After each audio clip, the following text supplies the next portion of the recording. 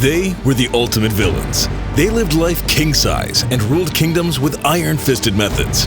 They made more money than is imaginable and spent it on decadent luxuries and glittering parties.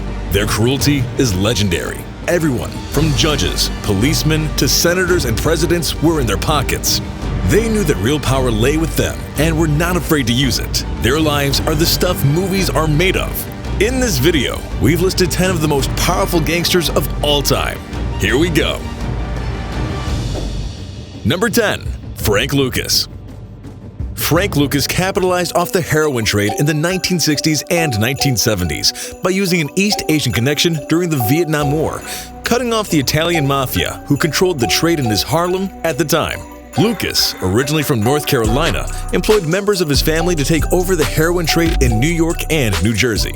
Lucas would claim to have sold $1 million worth of heroin a day in his prime, and claimed to have a net worth of over $52 million on top of a large supply of liquid assets, namely heroin. Number 9. Griselda Blanco.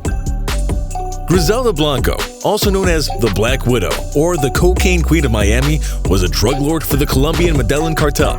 She controlled the cocaine trade through violence and intimidation, making $80 million a month during the 1970s and 80s. Reports claim that at her peak, Griselda Blanco had more than $500 million. After serving 10 years in jail on drug charges, Blanco would return to her native Colombia. Number 8. Anthony Salerno. Italian mobster Fat Tony Salerno made his millions running the numbers and drugs racket in East Harlem after most other Italian mobsters left the area, as it became more black and Latino in the 1960s, making tens of millions of dollars. As the frontman for the Genovese crime family, Salerno was named the America's Top Gangster by Fortune magazine in 1986, due to his wealth of more than $1 billion and influence. In 1988, Salerno was convicted of racketeering charges and was sentenced to 70 years in prison. Number 7. Carlos LEHDER. LEHDER was one of the founders of the Colombian Medellin cartel. While in prison, LEHDER met Boston-born drug trafficker George Jung, who helped him import and distribute cocaine from his native Colombia into the United States, accumulating $2.7 billion.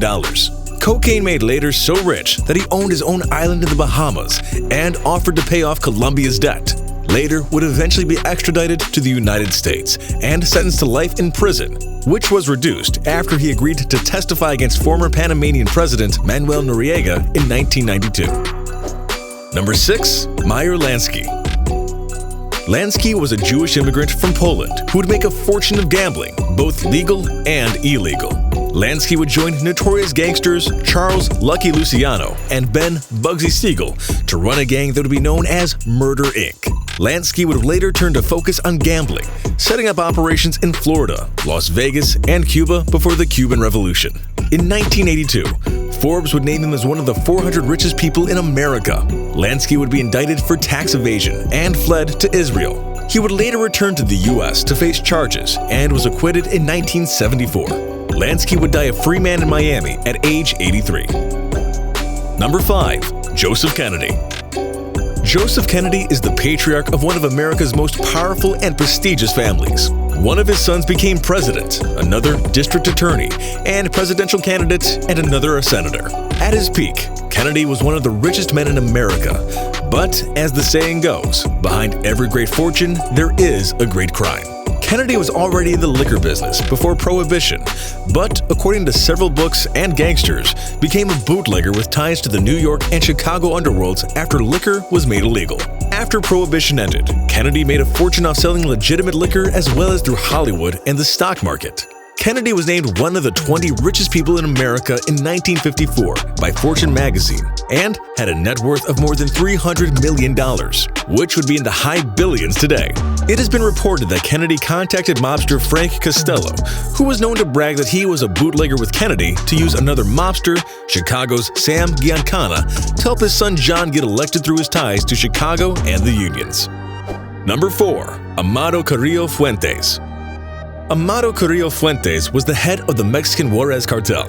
He was known as Lord of the Skies due to his private fleet of planes, including 22 private 727 jet airliners, which were used to import cocaine from Colombia to Mexico, where it was later smuggled into the United States. Fuentes had an estimated net value of $25 billion, almost twice as much as Facebook founder Mark Zuckerberg, and the DEA called him the most powerful drug trafficker of his era. He would die while undergoing plastic surgery to alter his appearance in 1997.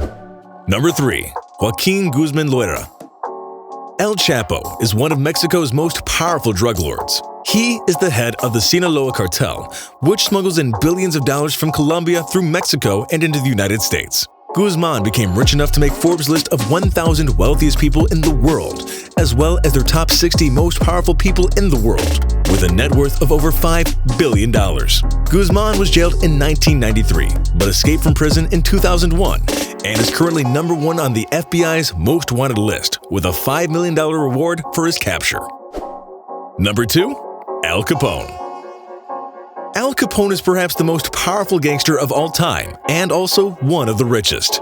During Prohibition, Capone controlled the illegal alcohol, prostitution, and gambling rackets in Chicago, which brought in $100 million a year at its prime. Capone's money allowed him to bribe police officials, judges, and even the mayor of Chicago. Unfortunately, he could not bribe the IRS, who convicted him of tax evasion in 1932 and sentenced him to 11 years in prison. Number 1. Pablo Escobar. Escobar is perhaps the most powerful drug lord of the modern era. He ran the Medellin cartel, which imported billions of dollars of cocaine into the United States. Pablo's money brought him great power, as he was able to bribe officials or have them killed if they wouldn't take his bribes.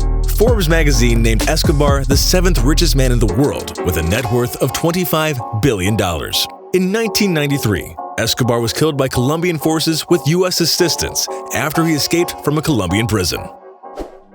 That concludes our video of the 10 most powerful gangsters of all time. Let us know another one that should have been on this list. And if you liked this video, then subscribe and turn on notifications so you'll be the first to know when a new video comes out. Thanks for watching, and we'll see you next time.